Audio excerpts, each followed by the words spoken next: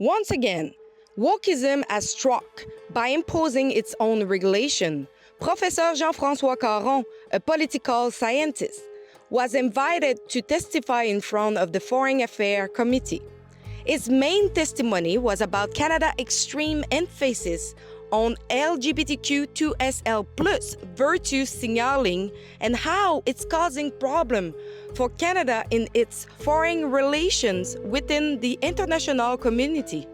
However, Stéphanie Carvin, another witness who became previously angry when referred to as Madame, threatened the Foreign Affairs Committee to cancel her appearance if Professor Caron took place on the panel because obviously, being as woke as she is, she disagreed with his opinions and views. She finally won the battle and censored her colleague. Well, the promotion of LGBT values in non-Western societies, where there are people are more traditional, more conservative, these values are not welcomed positively. On the contrary, it appears that these are kinds of attempts, some sort of cultural imperialism on our part, to force them to change and to adopt values that are going against their own values. Once again, we have received proof that censorship is pervasive in Canada.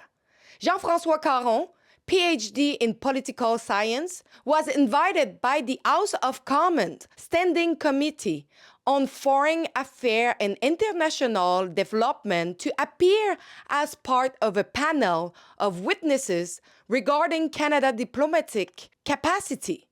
Jean-François Caron is an associate professor in the Department of Political Science at Nazarbayev University in Kazakhstan. He traveled all the way to Ottawa for his appearance before the committee. In case you are unaware, traveling from Kazakhstan is a significant journey. He provided the committee with the entire script of his speech in advance, as required for translation. However, 2 hours before his scheduled appearance, he received an email from the committee stating that there had been an amendment and that the list of witnesses has been changed, making it no longer possible for him to testify. According to Mr. Caron, he was the only witness removed from the list.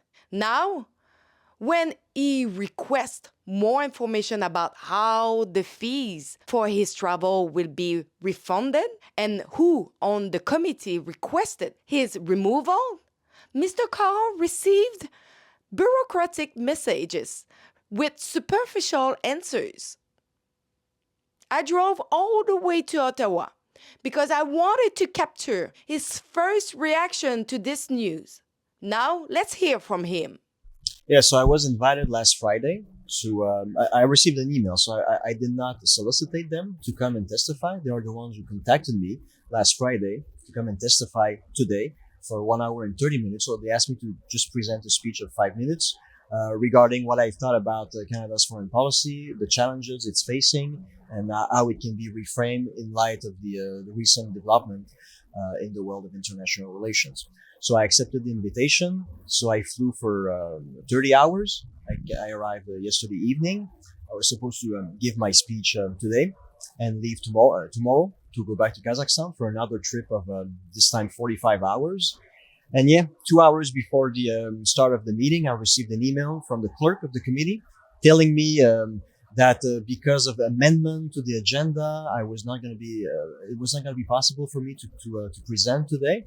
So it was quite unclear. So I replied like, well, maybe would it be possible tomorrow morning before I leave, if it could be possible? And I asked, is the meeting actually just canceled today? And she replied, well, no, the meeting will still take place at 4:30, but it's just you've been removed as someone who can come and testify. So when I look at the original list of guests and the amended one, I realized I was the only one who had been removed. And when I asked why, like, I think it deserves some more thorough explanations about the reasons why I'm being canceled. Which member of the committee asked for my name to be removed from the list of guests, and I got no reply. And ever since, I am having these very traditional bureaucratic administrative emails that don't say anything. So clearly, they're not giving me any reasons. So clearly, I've been canceled. But today we give you the platform to actually deliver the speech that you wanted to say in front of the committee, so all Canadians can actually know of what you were going to talk about. This is so paradoxical because if I would have been allowed to give my 5-minute speech, you would have had 100 people who would have listened to it. Nobody would have heard it. But now they're giving me the platform to talk about what I wanted to say what I wanted to say. So it's very paradoxical. This cancel culture is actually leading people who are being canceled to have platforms to say exactly what they were prevented from saying. It cannot be more stupid than that. So what I wanted to say basically is over the past 20 years, Canada's foreign policy has focused too much on the promotion of ideals that we think are universal and should be applied everywhere in the world. Canada has championed these ideas. And you see in the letter of mandate provided to Mélanie Joly when she became Minister of Foreign Affairs, you can see very clearly that she has the mandate to promote these ideas. The fact of the matter is, as much as we would like to think about these ideas as being universal, fact is, when they are confronted to more traditional conservative societies, just like the societies in which I'm living in Central Asia, you realize that these values are not shared by most of people living in this area. And it's not the only area, by the way. It's the same case in big parts of the Middle East, in Africa as well, and other parts of Asia. So, and this is exactly what is going on right now. You see that there is a shift between the Western world and the non-Western world. And when you're focusing on the reasons why there's this shift happening in the rhetoric of leaders of the non-Western world, they are pointing fingers precisely at the promotion of these ideas that are counter to their own values. So promotion of prosperity through trade, promotion of human security, and security on the global scale. If we would be able to find a better balance between these three pillars, then maybe, just maybe, Canada could re-become once again the main international actor it was during the Cold War. Because if you have a look over the past 30 years since the end of the Cold War, we are becoming a marginalized political actor in the international sphere. Our voice is being silenced, our voice is being ignored, and there are reasons for that. And that's what I wanted to tell members of the committee. I think this is one of the main reasons, if not the main reason, why Canada is no longer the political actor it used to be during the Cold War. You have some example of the values that have been criticized by other countries. Well, the promotion of LGBT values in non-Western societies, where people are more traditional, more conservative, these values are not welcomed positively. On the contrary, it appears that these are kinds of attempts, some sort of cultural imperialism on our part, to force them to change and to adopt values that are going against their own values. And if they have to make a choice between our values and their values, it's a no-brainer. They will choose their value over ours. And as I said, when we're pushing for these values, and again here, this is not my subjective assessment of these values. This is not what I think personally about the values and the reasons why we should recognize and accommodate members of the LGBT community. This is not the point. What I wanted to tell members of the committee is how these values are being perceived abroad. I'm just providing you an objective assessment. Whatever I think about these values, it doesn't matter. It's not me personally talking. It's the analyst who is just telling you that when you are promoting these values abroad, it is counterproductive for Canada's interests. How Canada is being perceived by other countries. We're being perceived as a know-it-all moral entity, telling people this is how you should behave. And by the way, the way you've been behaving for the past century, it's backward. You need to change. You need to evolve. You need to copy us. And the thing is, the United States in the 17th century, John Winthrop said the United States is the city upon a hill. Everybody should be looking at us and everybody should be copying our model. When he was talking about liberal democracy, promotion of individual freedom.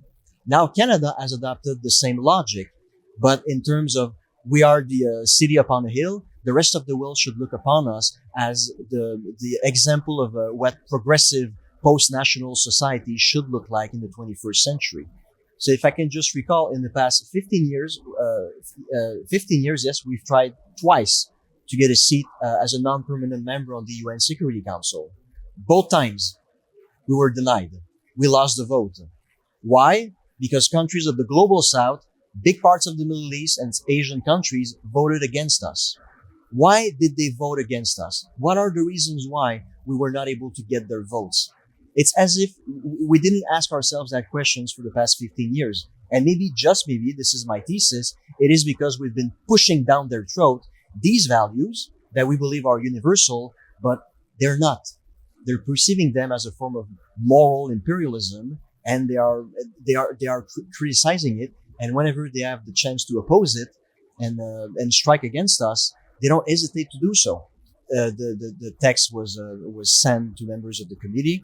One of them saw it, and for whatever reason, found that it was unacceptable and decided to cancel me. So I think this is the obvious reason why it happened. Now, what I'm interested to know is who is the member of parliament in question who decided to disinvite me.